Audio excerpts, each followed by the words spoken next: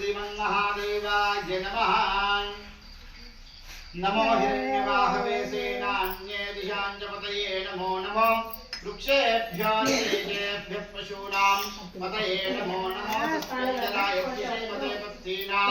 पतये नमो नमो बभ्रुषाय विव्याधिनीनां पतये नमो नमो हरिकेशायोपवीतिने दुष्टानां पतये नमो नमो भवस्सहे जगतां पतये नमो नमो रुद्राय दाविने क्षेत्राणां पतये नमो नमो सूता अग्र्याय च प्रथमाय नमो आसवे च यदाय नमो शीघ्रियाय च शेप्याय च नमः ऊर्म्याय च वस्मन्याय च नमो चोत्याय दीप्याय च नमो ज्येष्ठाय च कनिष्ठाय च नमः पूर्वजाय च परधाय च नमो मध्यमाय च गलधाय च नमो जगन्याय च बुद्ध्याय च नमः सोप्याय च परिसर्याय च नमो याम्याय च श्रेण्याय च नमो पूर्वर्याय च कल्याय च नमः सोप्याय च अवधान्याय च नमो वन्याय च गत्याय च नमः शिवाय